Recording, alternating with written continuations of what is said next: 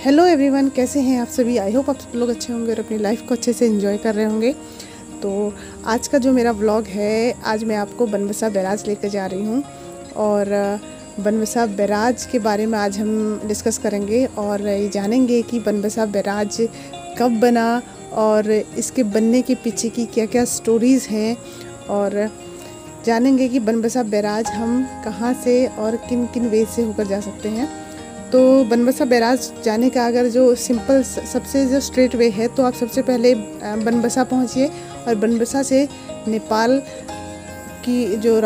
का जो रास्ता है आप वहां चले जाइए, तो आप बनबसा बैराज आसानी से पहुंच जाएंगे। और जो दूसरा वे है, अगर आप खटीमा से आ रहे हैं तो शारदा कैनाल के किनारे किनारे आप चले जाइए, जो रोड है वहाँ से आप सीधे बिल्कुल बनबसा बैराज पर पहुँच जाएंगे।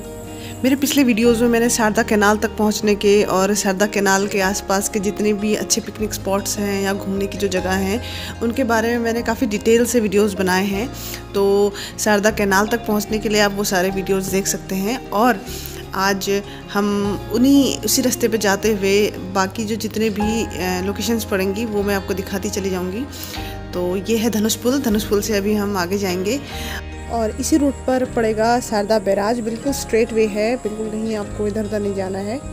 तो ये देखिए ऑलमोस्ट हम पहुंच चुके हैं। तो ये है शारदा बैराज और शारदा बैराज के आसपास काफ़ी अच्छी जगह बनाई गई है घूमने के लिए, क्योंकि जब लॉकडाउन नहीं था तब यहाँ पर काफ़ी संख्या में लोग आते थे। इंडिया से भी आते थे, नेपाल से भी आते थे और चूँकि बॉर्डर पर है तो बॉर्डर पर दोनों कंट्रीज़ के लोग रहते थे। और ये देखिए, ये एक शारदा कैनाल से बनाई गई एक ब्रांच है उसकी। और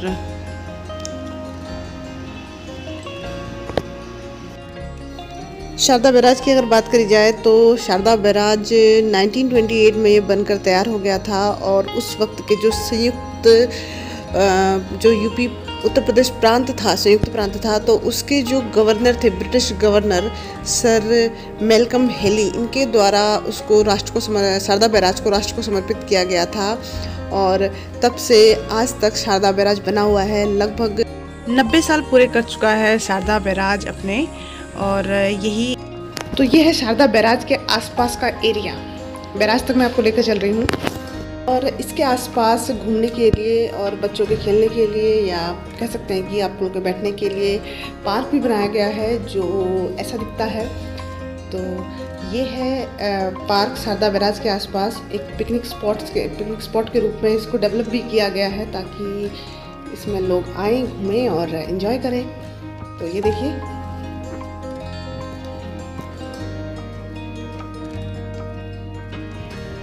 क्योंकि लॉकडाउन था तो हमें अंदर जाने की परमिशन नहीं मिली, ये बंद है, पार्क जो था बंद था, तो हम सिर्फ बाहर से ही इसको आपको दिखा पा रहे हैं। और ये देखिए, इस तरह की व्यूज़ यहाँ बनाए गए हैं।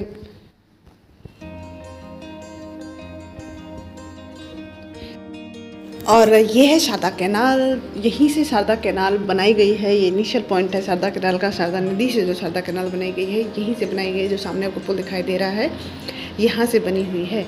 और ये व्यूज़ हैं शारदा कैनाल के इस बनबसा बैराज से। एक बहुत ही खूबसूरत लोकेशन है नेचर के आसपास, तो आप एंजॉय कीजिए।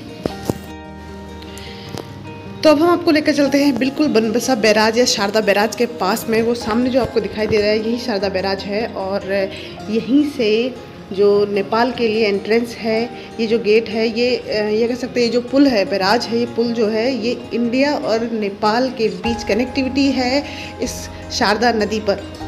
तो चलिए बिल्कुल शारदा बैराज के पास चलते हैं। ये देखिए, ये है शारदा नदी। पहाड़ों में इसे काली नदी कहा जाता है, यहाँ इसे शारदा नदी कहा जाता है टनकपुर से आगे। और क्योंकि यहाँ पर फोटोग्राफी बैराज के आसपास अलाउड नहीं थी तो हमने ज़्यादा की नहीं, तो एक छोटी सी झलक हमें मिली तो वही हम आपको दिखा रहे हैं। और अब बात करें इस बैराज की, तो इसी बैराज जो ये बना था 1928 में, इस बैराज के द्वारा जो तैयार किया गया रिजर्व वायर है, जिससे यूपी के रायबरेली तक लगभग 22 लाख एकड़ भूमि की सिंचाई होती है। और भारत और नेपाल के बीच में तो ये एंट्रेंस है ही, आवागमन सेतु का काम तो ये करता ही है। और लेकिन एक विडंबना ये है, आप अगर सोचें कि ये जो बैराज है ये उत्तराखंड में है, लेकिन इसका जो संचालन है वो अभी भी बरेली सिंचाई विभाग करता है।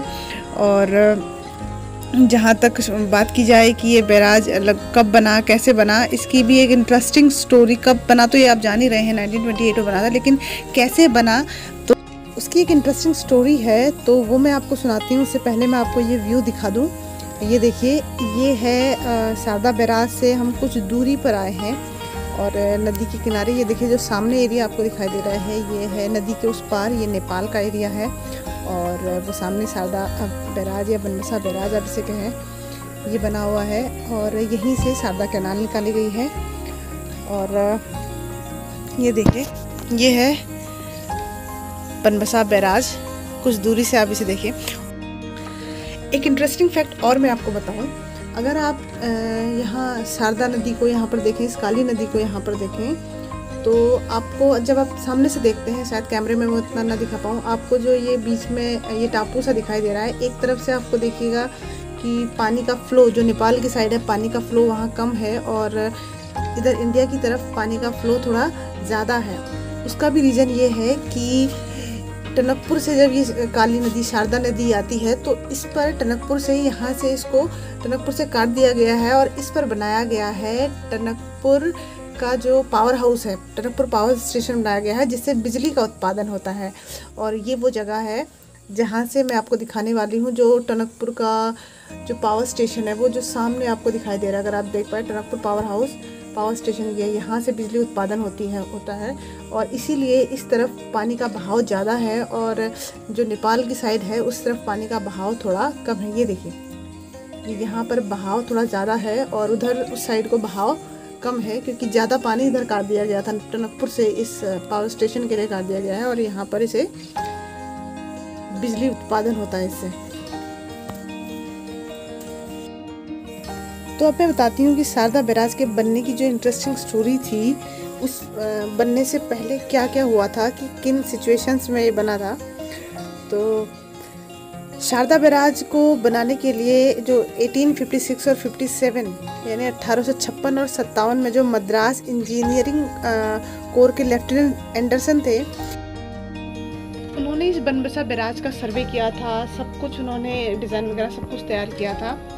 लेकिन 1857 की क्रांति, भारत का जो प्रथम स्वतंत्रता संग्राम था, उस समय इनके जो सारे जो इनका जो डाटा था वो सब नष्ट हो गया था, ख़त्म हो गया था। बस उनकी एक डायरी बची रह गई थी। तो उसी डायरी के आधार पर 1867 यानी 1867 में कैप्टन फारबेस ने फिर से इसका सर्वेक्षण कार्य शुरू किया और उसको आगे बढ़ाया। जो भी काम करना था उन्होंने उसके डिज़ाइनिंग वगैरह तैयार करने की कोशिश करी। और फर्स्ट वर्ल्ड वॉर के बाद सर बर्नार्ड डार्ले ने इस बैराज की डिज़ाइनिंग तैयार की और 1918 में इसका काम बनना शुरू हुआ और 1928 में ये बनकर बिल्कुल तैयार हो गया।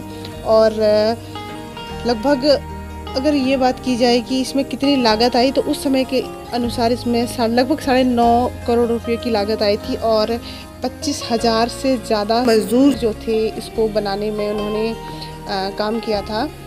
तो ये है बनबसा बैराज और या शारदा बैराज के बनने की इंटरेस्टिंग स्टोरी और उसके बारे में जो डिटेल्स मैं आपको दे सकती थी। तो वीडियो आपको कैसी लगे प्लीज़ कमेंट करके बताइएगा और अगर वीडियो आपको अच्छी लगे तो लाइक कीजिएगा, शेयर कीजिएगा और चैनल को सब्सक्राइब कीजिएगा इसी तरह के कुछ और वीडियोस के लिए। तो ये है बनबसा बैराज, आप देखिए, और इसके बिल्कुल सामने हमारे ये कैमरे के बिल्कुल सामने आप देख सकते हैं नेपाल है और इस तरफ इंडिया है, यानी हमारा प्यारा भारत। तो इसी तरह की वीडियोस के लिए बने रहिए मेरे साथ। मिलते हैं आपसे नेक्स्ट वीडियो में, नेक्स्ट व्लॉग में। तब तक के लिए take care and good bye.